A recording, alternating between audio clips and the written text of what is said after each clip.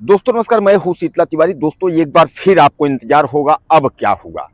आपने देखा था कि 26 दिसंबर को अनुराग यादव के हत्यारों के घर पर बुलडोजर चल रहा था। 26 तारीख है, 26 तारीख का भी जिक्र कर लिया जाए कि आखिर क्या हुआ।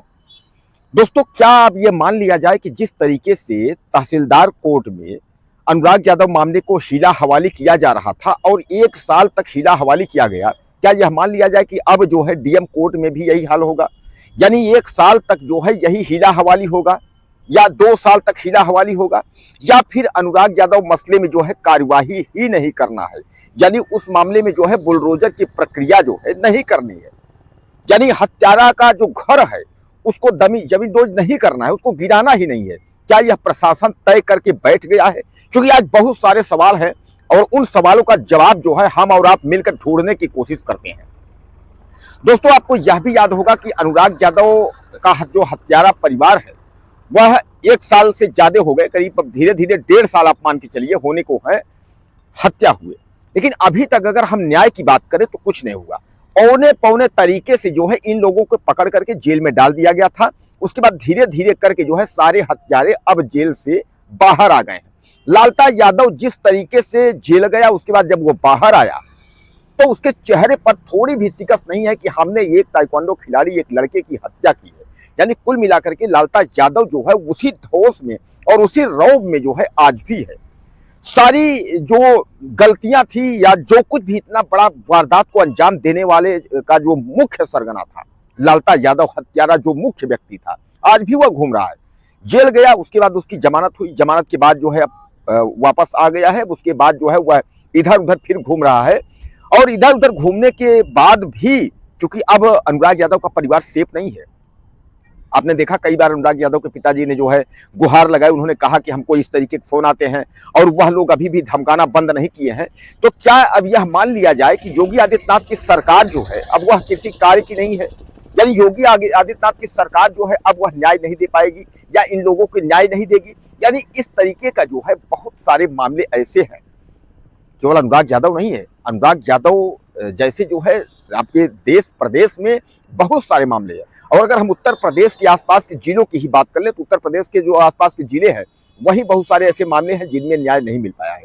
और खासकर बहुत लोगों को जो इंतजार है कि अनुराग यादव मामले में क्या हुआ, तो अनुराग यादव मामले को लेकर के वह लोग भी जानना चाह रहे हैं कि आखिर अनुराग यादव मामले में कार्यवाही होगी कि नहीं होगी और अनुराग यादव मामले में आखिर कार्यवाही क्यों नहीं हो रही है। यानी इन सबका जो है जवाब कैसे मिलेगा? हत्यारा परिवार जो लालता यादव था वह पहले भी जो है 1 साल तक जो है उसने तहसीलदार कोर्ट में जो है उस मामले को जो है घसीटा है। उसको यही इंतजार था कि किसी दूसरे कोर्ट में फिर मामले को फंसाए और फिर जो है 1 साल तक धीरे धीरे करके उस मामले को जो है फिर घसीटा जाए। और वह जो है कोर्ट पहले हाईकोर्ट भी गया, डीएम कोर्ट में उसने आपत्ति दाखिल किया। यानी जो तहसीलदार कोर्ट से निर्णय हुआ था तत्काल प्रभाव से जो है मकान को गिराएं, उसको उसने चैलेंज किया और उसके बाद उस कोर्ट में फिर वह जो है अब धीरे धीरे करके जो है वह चाह रहा है कि इसमें भी 1-2 साल जो है मामले निकल जाए और धीरे धीरे अनुराग यादव के परिवार को जो है न्याय न मिले और मामला जो है ये ठंडा हो जाए, ठंडे बस्ते में चला जाए। तो क्या अब प्रशासन यह तय कर चुका है? आपको मैं बता दूं कि इसके पहले जो है 17 दिसंबर लगी थी, 17 दिसंबर के बाद जो है फिर 24 दिसंबर लगी, 24 दिसंबर के बाद 26 दिसंबर लगी। अब 26 दिसंबर के बाद फिर बताया जा रहा है कि वहां जो है हड़ताल थी, डीएम साहब नहीं बैठे तो अगली तारीख फिर दे दिया है 29 दिसंबर। यानी ये 2-3 दिन का ये तारीख बढ़ाने का भैया नहीं करना है तो सीधे सीधे फाइलें ट्रांसफर कर दीजिए कि देखिए हमारे पास नहीं हो पाएगा, हम ऐसा नहीं। इतना हाईलाइटेड मामला और डीएम और सारे अधिकारियों के संज्ञान में यह मामला, उसके उपरांत जो है अनुराग यादव एक गरीब परिवार को न्याय नहीं मिल पा रहा है, वह भी हत्या जैसे मामले में। और वह भी इतनी कोई बहुत बड़ी बात नहीं है कि यानी जो है उसका बंजर जमीन में, ग्राम समाज जमीन में उसका मकान बना है, उस मकान को गिराना है और वह हत्यारा है, यह सब लोग चिल्ला रहे हैं। जमीन को भी ग्राम प्रधान और सरकारी लोगों ने यह भी बता दिया है कि वह बंजर में है, यानी फिर भी उसका मकान जो है उस बंजर जमीन से नहीं हटाया जा रहा है, बुलडोजर नहीं चल रहा है। यहाँ तो छोटी छोटी बातों में जो है तुरंत नोटिस चस्पा होती है, बुलडोजर चल जाता है। आखिर बात क्या है, क्यों जो है अनुराग यादव मसले में बुलडोजर नहीं चल रहा है?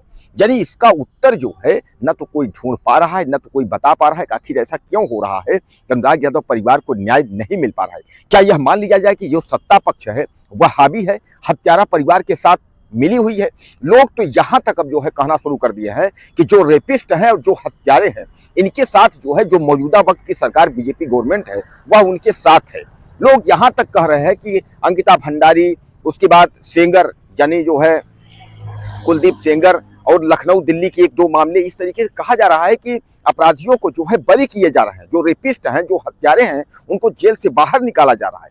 आप याद कर लीजिए कि जो है राम रहीम को याद कर लीजिए, आसाराम को याद कर लीजिए, किसी को देख लीजिए। लोग यहाँ तक कह रहे हैं कि आखिर कांग्रेस सरकार जो है थी तो ये सब आसाराम ये सब जो है जेल में थी, बीजेपी सरकार आई, यह सब जो है जेल के बाहर घूम रहे हैं, यह सब जो है छुट्टी ले लेकर के या उसके बाद जो है टहल रहे हैं। यानी कहीं ना कहीं जो है यह बहुत बड़ा मामला है और अपराधियों के हौसले इस कदर बुलंद है कि क्या कहा जाए।